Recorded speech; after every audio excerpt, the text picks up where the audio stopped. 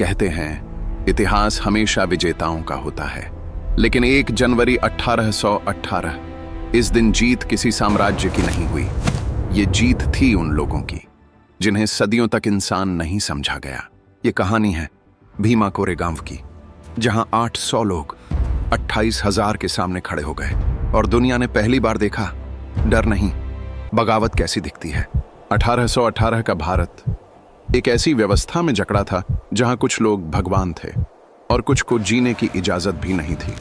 महार समुदाय जो असली योद्धा थे, उन्हें हथियार छूने तक की अनुमति नहीं, सेना में जगह नहीं, इज्जत नहीं, अधिकार नहीं। ये लोग युद्ध जीत सकते थे लेकिन अपनी ही धरती पर सर उठाकर चल नहीं सकते थे।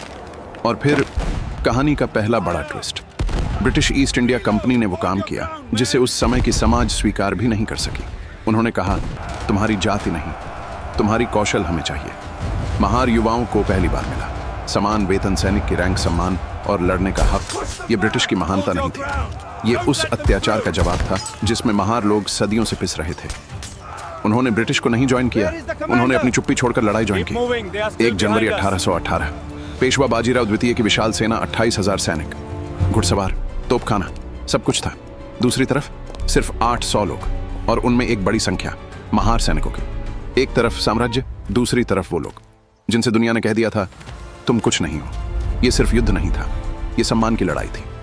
युद्ध शुरू हुआ, तोपें गरजी, धुआं छा गया। पेशवा की घुड़सवार सेना ने पहला हमला बोला, जैसे दरवाजा तोड़कर अंदर घुसने की कोशिश। लेकिन महार सैनिक दीवार बनकर खड़े थे। उन्होंने गांव की हर गली, हर मोड़ को किले में बदल दिया। घुड़सवार टूटे, फिर लौटे, फिर टूटे। ये लड़ाई नहीं, सिस्टम के खिलाफ एक रिबेलियन थी। 800 लोग घंटों से लड़ रहे थे। गोला बारूद खत्म होने लगा, सैनिक गिरते जा रहे थे, लेकिन किसी ने पीछे हटने की बात नहीं की, क्योंकि अगर वो पीछे हटते तो सिर्फ एक युद्ध हारते, लेकिन अगर वो टिक जाते तो पूरी दुनिया को बताना था कि हम मिटाए जा सकते हैं, लेकिन दबाए नहीं जा सकते। शाम होते होते पेशवा की विशाल सेना थकने लगी। वो छोटे से गांव को नहीं तोड़ पाए। इतिहास यहां चुप हो गया, क्योंकि ये जीत ब्रिटिश की नहीं थी, ये जीत उन लोगों की थी जो दुनिया में पहली बार अपनी आवाज बुलंद कर रहे थे। ब्रिटिश ने बाद में एक विजय स्तंभ बनाया, लेकिन जो लिखा नहीं गया वही सबसे बड़ा सच है।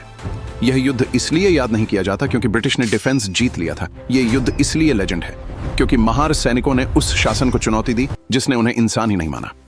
यही वजह है कि 1 जनवरी आज भी हजारों लोग इस जगह पर इकट्ठा होते हैं। ये कोई सेलिब्रेशन नहीं, ये एक याद है, एक आवाज है, एक सबूत है कि इंसाफ के लिए उठी तलवार हमेशा सबसे भारी होती है। भीमा कोरेगांव कोई लड़ाई नहीं थी, ये रेजिस्टेंस थी, एक सिस्टम के खिलाफ, एक व्यवस्था के खिलाफ, और सबसे ज्यादा उन जंजीरों के खिलाफ जो इंसान को इंसान होने से रोकती थी। ये कहानी सच है और सच को चुप नहीं कराया जा सकता।